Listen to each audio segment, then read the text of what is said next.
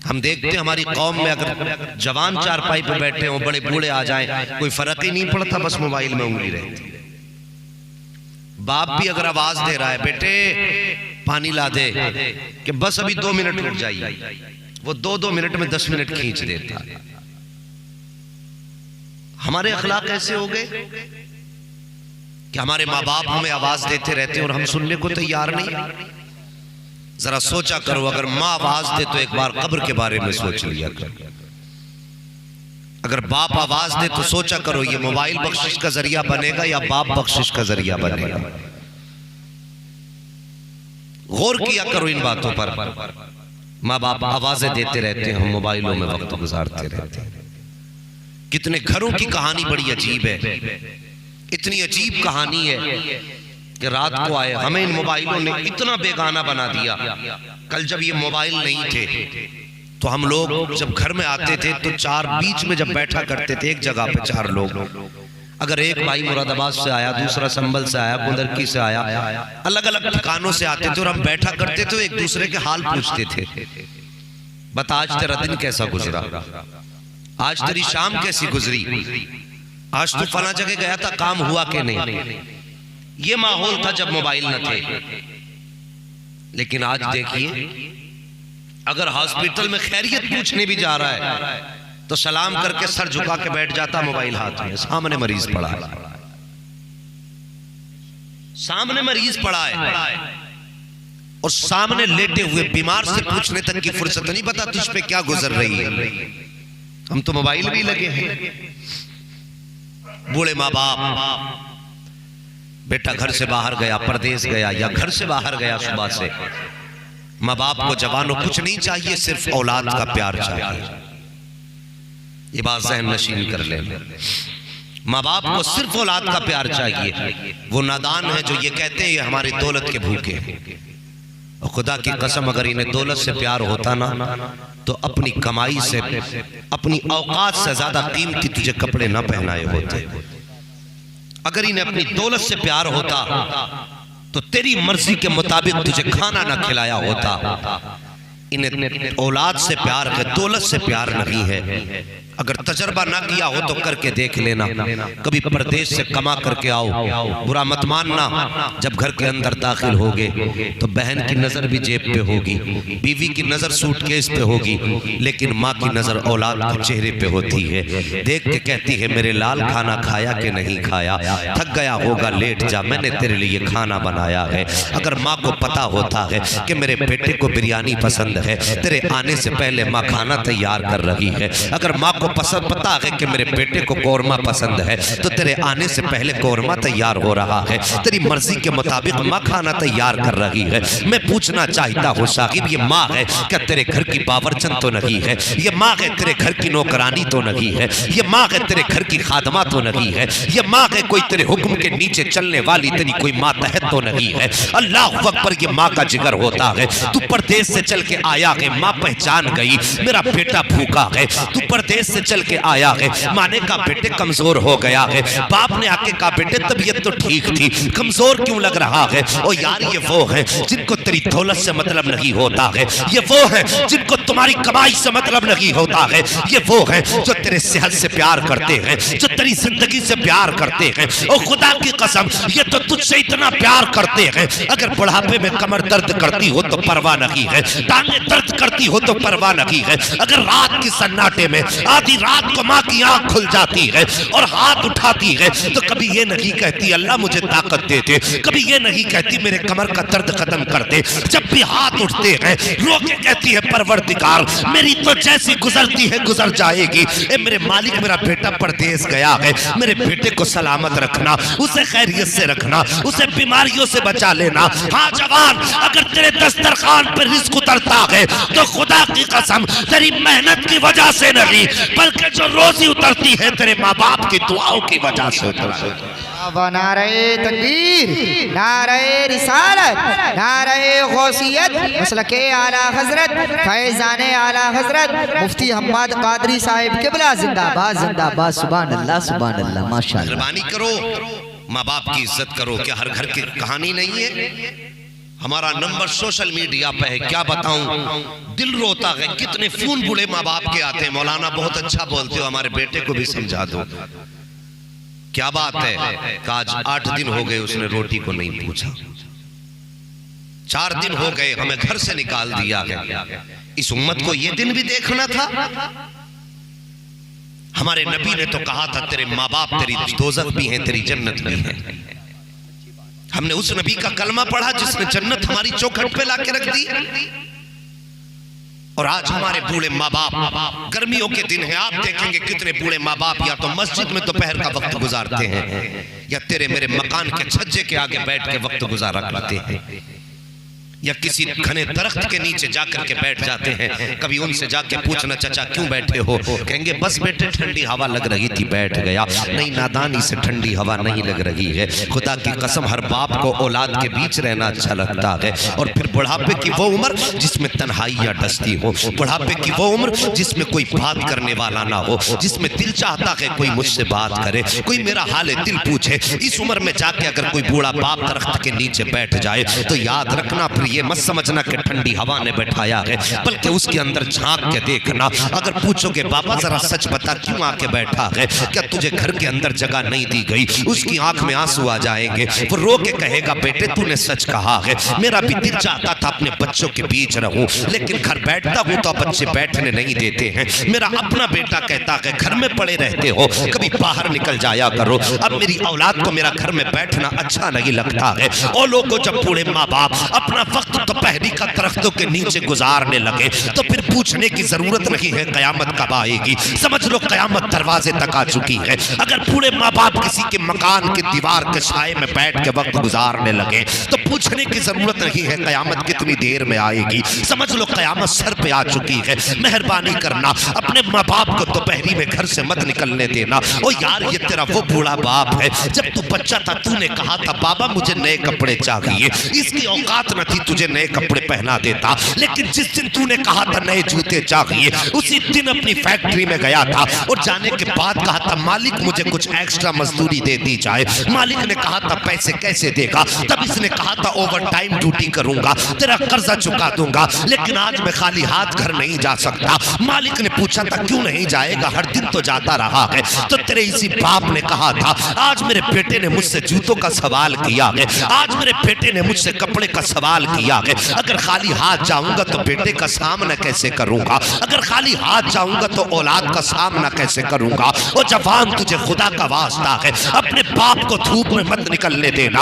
अगर बूढ़ा बाप धूप में निकले हाथ पकड़ के कहते ना बाबा पूरी जिंदगी मेरे लिए धूप में गुजारी है, अब मैं जवान हो गया हूँ, मैं तुम्हें धूप में नहीं गुजरने दूंगा। और खुदा की कसम खा के कहता हूँ तू यहाँ बाप की ठंड का इंतजाम कर दे, कब्र में मुस्तफा आकर के तेरी ठंड का इंतजाम कर। नारे तकबीर, नारे रिसालत, नारे गौसियत, मसलके आला हजरत फैजाने आला हजरत मुफ्ती हम्माद रजा साहिब क़िबला क़ादरी जिंदाबाद जिंदाबाद। सुभान अल्लाह सुभान अल्लाह माशाअल्लाह। अपने माँ बाप को घर के अंदर ठंड फराहम करनी है। माँ बाप के हाथ में पंखा दे दिया और अपने सर के ऊपर पंखा है। लाइट है तो लाइट से चल रहा, नहीं है तो इन्वर्टर से चल रहा, फिर वो भी नहीं है तो वो धूप वाली प्लेटें लाके लगा दी।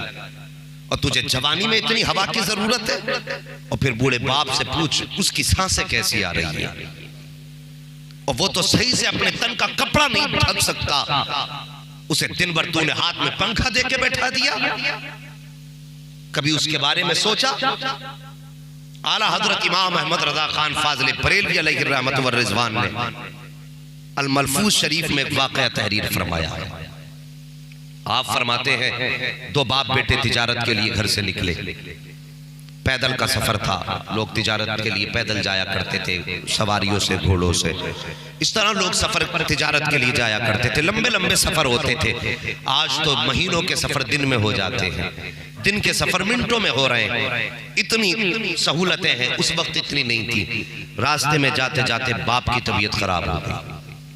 तवज्जो है, नींद तो नहीं लग रही है, अल्लाह सलामत रखे सबको। तबीयत खराब हुई बाप की, रास्ते में बाप का इंतकाल हो गया। ऐसा तो था नहीं कि वापस घर लाएं। जो काफिला जा रहा था तिजारत वाला, उसने उस शख्स को, बाप को काफिले के साथ मिलकर वहीं पे दफन किया और आगे बढ़ गया। कुछ दिन के बाद उसी रास्ते से तिजारत के बाद वापस आ रहा था, सामने बाप की कब्र थी कुछ फासले पर। बाप की कब्र पे नजर पड़ी, दिल ने कहा चल फातिहा पढ़ ले, लेकिन अक्ल कहने लगी शाम का वक्त है, कहीं ऐसा ना हो कि दिल फातिहा के चक्कर में अंधेरा हो जाए। अगर अंधेरा हो गया तो यहाँ पे शेर, चीते, जंगली जानवर हैं, कहीं तुझे फाड़ न दे। जैसी अक्ल में इतना ख्याल आया, उसने बाप की कब्र से रुख फेरा और काफिले के साथ चलने लगा। आला हजरत फरमाते कुछ कदम चला था, अचानक कान में एक आवाज आई। उस आवाज का आना था कि बदन कांप गया, जिस्म का रोंगटा रोंगटा खड़ा हो गया। वो आवाज किसी शेर और चीते की न थी। आला हजरत फरमाते वो उसके मुर्दा बाप की आवाज थी। उसने कहा था मेरे लख्ते जिगर, मेरे नूरे नजर, तू अपने बाप की कब्र से यूं मुंह मोड़ के जा रहा है कि तुझे जान से इतना प्यार है कि अगर तू फातिहा पढ़ेगा तो तुझे जानवरों का डर लगता है। उसने कहा था ए मेरे बेटे, काश अगर मेरी जगह पे तू होता और तेरी जगह पे मैं होता। मेरे लख्ते जिगर, तूने सूरज को छुपता देखा, अपनी जान की हिफाजत के लिए तूने बाप की कब्र पे हाथ उठाना भी गवारा नहीं समझा। तो सुन, अगर मेरी जगह तू लेटा होता और तेरी जगह मैं होता, लख्ते जिगर नूरे नजर, अगर तेरे और मेरे बीच के इस फासले में कोई अंगारे भी बिछा देता, मेरे बेटे में अंगारों पे गुजर के आ जाता, लेकिन तेरी कब्र पे फातिहा पढ़े बगैर वापस ना जाता। अल्लाह अकबर, ये बाप का जिगर हुआ करता है। हाँ साकिब, माँ बाप से मोहब्बत किया करो, इनकी कद्र किया करो। अगर आखिरत के लिए बहारें चाहते हो, आखिरत के लिए सुकून चाहते हो, आज माँ बाप की इज्जत कर लो, कर अल्लाह क़यामत में तुम्हारी इज्जतों के इंतजाम फरमा देगा। अगर माँ बाप आज तुमने रुसवा कर लिए तो मैं गारंटी से कहता हूँ, कितने लोगों को मैंने देखा है, माँ बाप घर के अंदर 10 रुपए की दवा के लिए तड़पते रहते हैं, ये जाके मस्जिद के अंदर 50-50 सीमेंट की बोरियां दिया करता है, और तुझे हया नहीं आई तो बाप की 10 रुपए की दवा ना दिला सका, 50 सीमेंट की बोरी मस्जिद में देकर के क्या समझता है जन्नती हो जाएगा। और खुदा की कसम, जन्नतें ऐसे नहीं मिला करती, बल्कि जन्नतें ऐसे मिला करती है अगर तेरे दस्तरखान पे रखी हुई एक ही रोटी है और तेरे बाप को भी उस रोटी की जरूरत है, तेरे बच्चे भी फाके से हैं, अगर वो रोटी बाप को देगा बच्चे फाके से मर जाएंगे, और अगर बाप की न दे करके औलाद को खिलाएगा तो बाप फाके से रह जाएगा। ऐसे हालत में भी अगर तू अपने आगे की रोटी उठा करके बाप की गोद में रख दे, और खुदा की कसम इधर बाप का दिल ठंडा होगा, उधर मदीने वाला मुस्तफा मुस्कुरा। नारे तकबीर, नारे रिसालत, नारे गौसियत, मसलके आला हजरत, फैजाने आला हजरत मुफ्ती हम्माद रजा साहिब क़िबला क़ादरी जिंदाबाद जिंदाबाद। सुभान अल्लाह, सुभान अल्लाह। मस्जिदों में पैसा ना दो, वो अल्लाह का घर है और वो अल्लाह से तिजारत है, यहाँ दोगे अल्लाह क़यामत में इसका बदला अदा फरमाएगा। लेकिन मस्जिद में बाद में दो, पहले बाप की जरूरतें पूरी करो। जवानों, मैं ज्यादातर गुफ्तगू अपनी जवानों से किया करता हूं। अगर चाहते हो कि जिंदगी में कामयाबियां मिले, मैं तुम्हें अमीर होने का राज बता दूं, जब भी घर से निकलो माँ बाप से दुआ लेकर के जाना। जब भी घर से निकलो माँ बाप से दुआ लेकर के जाना। फरमाया गया कि माँ बाप की दुआ औलाद के हक में ऐसे होती है जैसे नबी की दुआ उम्मती के हक में हुआ करती है। घर से निकलो, चलते फिरते हादसे हो रहे हैं, किसी का चेहरा नहीं पहचाना जाता, कोई इकट्ठा नहीं, कोई गठरी में बंध के आ रहा है। अल्लाह हर मुसलमान को हादसे से महफूज रखे। घर से निकलो, माँ की दुआ लेके जाओ, बाप का हाथ सर पे रखो, उसके बाद निकलो। और जब ये कह देंगे जा मैंने तुझे रब की अमान में दिया, खुदा की कसम जब तक घर वापस नहीं आ जाएगा उस वक्त तक मौत भी नहीं आ सकती है। मेहरबानी करो, घर से निकला करो, माँ बाप से दुआएं लेके निकला करो। आज बंदा कहता कारोबार में बरकत नहीं है, तावीज दे दो। मियाँ भी बहुत डट के तावीज दे देते हैं, 6-6 लटका दिए गले में। ओ भाई, मैं अगर माँ बाप नाराज है, इनसे दुआएं नहीं ले रहे हो तो पूरा कुरान गले में लटका लो, कोई फायदा नहीं होगा। माँ बाप को राजी करके निकलो, सिर्फ उनकी दुआएं लेके निकल जाओ। खुदा की कसम आफतें खुद ब खुद रास्ता खाली कर देंगी, क्योंकि इसके सर पे माँ की दुआएं आ रही हैं, इसके साथ माँ की ममता का आंचल भी है, बाप की शफकतें भी है। जब इस अंदाज से बंदा निकलता है ना तो फिर कामयाबियों से कोई नहीं रोक सकता। जवानों, आज हमारे माँ बाप हैं और हम पे पैसा होता है ना तो हम सोचते हैं यार इन पे खर्च कर दिया तो फिर हमारे लिए क्या बचेगा। अगर ये नहीं रहे पैसा होगा। हर बंदे की आदत होती है, हर बंदे की आदत कि अपनी तरक्की की बात सबसे पहले अपनी माँ से जाके बयान करे। होता ना कभी कोई खुशी मिलती है और माँ होती है तो दौड़ के आता सबसे पहले, माँ आज मेरा ये काम हो गया। अपनी खुशी सबसे पहले हम शेयर करते हैं अपनी माँ के साथ, अपने बाप के साथ। लेकिन कल अगर ये ना रहे, तुम पे पैसा तो होगा लेकिन इस पैसे को देखने वाले माँ बाप नहीं होंगे ना, तो यही पैसा तुम्हें काटने दौड़ेगा। आज अपनी कमाई अपने माँ बाप पे खर्च करो और फिर देखो अल्लाह तुम्हें कितना अता फरमाता। कमा के लाओ, माँ की गोद में रख दो, माँ मैं ये लेके आया। माँ तुम सब पैसा लेके खाएगी नहीं, मार्केट नहीं जाएगी, वो उसकी उम्र गुजर गई मार्केट की, बल्कि वो देखेगी, खुश होगी और हाथ उठा के कहेगी या अल्लाह मेरे बेटे को सलामत रखना और इसकी कमाई में बरकत देना। खुदा की कसम फिर देखना बरकतें तुम्हारे घर कैसे उतरेंगी। हमें तो अमीर बनना भी नहीं आया, माँ बाप से छुपा के अमीर बनना चाहते हैं हम। आते हैं घर से, बाहर से, परदेश से आएंगे तो बीवी के लिए सेब ले लेंगे 2 किलो और यूं थैली कर लेंगे करवट में और सीधा जाएगा पहले कमरे में, उसे रख के बीवी के हाथ में देके फिर आगा अम्मा कहां है, फिर उसके बाद आता माँ कहां है। डायरेक्ट परदेश से जब भी आओ पहले माँ के कदमों पे जाओ, वो तेरी कामयाबी की कुंजी है, तेरी हिफाजत की जमानत है तेरी माँ। सबसे पहले परदेश से आओ तो माँ के कदमों में जाओ।